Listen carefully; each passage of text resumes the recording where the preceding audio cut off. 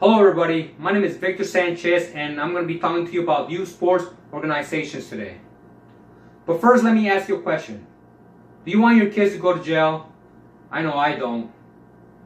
A way to prevent this is to involve them into a youth sports organization.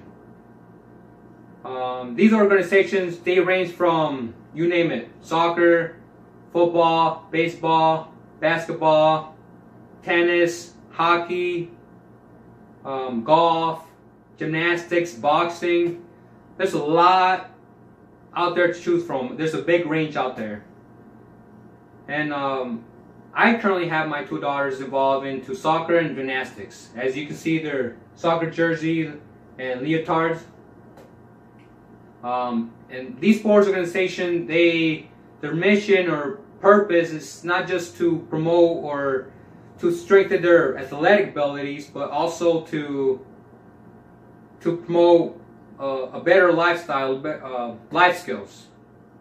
They do this by promoting sportsmanship every day.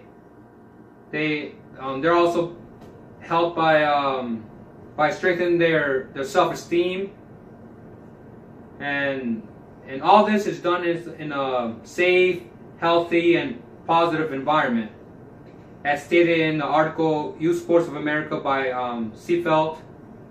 Also stated in this article by Civic is, if it weren't for youth sports, there would be more crime, more dropout. The dropout rate would be higher, and also delinquency would be much worse than they already are.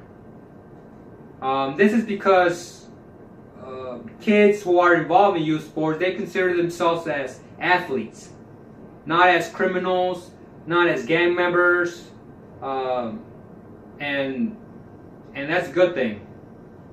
And in order for all this to work, in order for the youth sports organization to be successful, communication is a really important aspect inside and outside of the organization. And to talk more about this communication aspect is going to be Jamie and Sarah. Now we go with you, Sarah. Thank you, Victor. The mission of youth sports organizations is useless without communicating said mission to the rest of the world.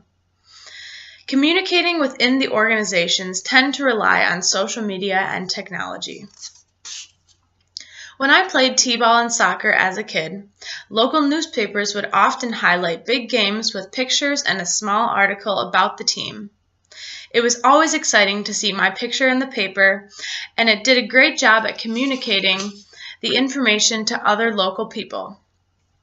Communicating practice and game times within the organizations usually tends to rely on texting, Facebook, and email to keep everyone informed. Communicating the mission of youth sports organizations to the rest of the world is a little bit trickier. In my research, the biggest advocate for youth sports organizations that I found was NAYS, or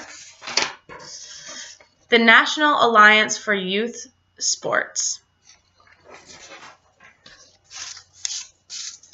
This organization was founded by Fred Eng in 1981. Eng developed this organization out of his passion to make a difference in the lives of children through the power of sports. This site has a plethora of useful information available to anyone, such as sports training programs, informational webinars, and an email sign-up for the blog that they run also. The most interesting form of communication that I found this organization making use of was the Parent Orientation and Membership Program. The Parent Orientation and Membership Program is an education and membership program that supports youth sports parents while helping youth sports organizations eradicate parent issues. NAE's Parent Orientation has set a standard for parent orientation programs by providing a video-based training which offers simple and effective ways to make youth sports parents aware of their roles and responsibilities. I think that the use of videos and webinars is a very easy and hassle-free way to get information out to parents, coaches, and the youth athletes themselves about any information that they could need. Without the youth athletes themselves, there would be no use for any of this.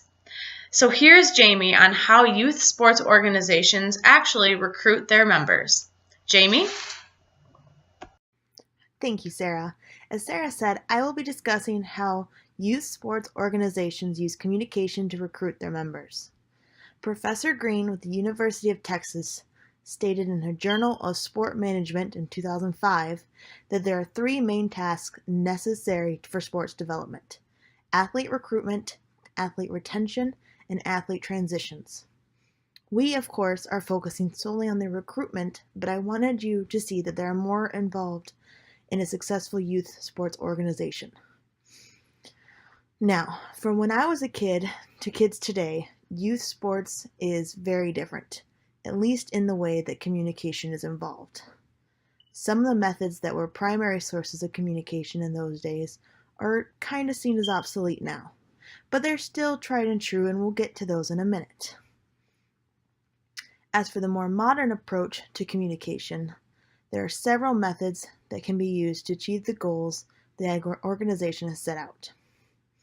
Our primary modern method is social media. Almost everyone is on some sort of social media platform. Even, most people's grandparents have Facebook. All social media can be used as a very effective way to show events, let you know of sport teams going on, sign-ups, games, all kinds of special occasions. The social media is very effective for those types of notifications. You can send out events and those sorts of things.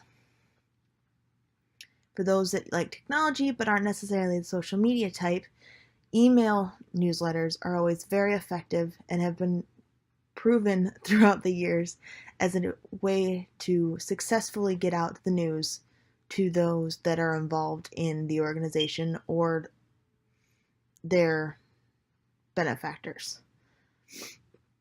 It's an effective way to keep players and club members informed of events, games, sign-ups, and everything else that's going on. As for the classic styles of communication, you can't beat flyers and posters. If they're posted in well-seen places like school hallways or in the doorway to the PTA meeting, they are seen and acknowledged by many people. And then this brings us to our second tried and true method, word of mouth. By asking players, families, and acquaintances to simply spread the word about signups and recruitment for sports organizations, a lot can be accomplished. To wrap this up, Victor, Sarah, and I have covered many ways that communication is used in youth sports organizations. Communication is important in many things, and especially when involving organizations such as these. I hope that you have learned something from the presentation and that you'll use your communication skills in any kind of organization in your future. Thank you, and good night.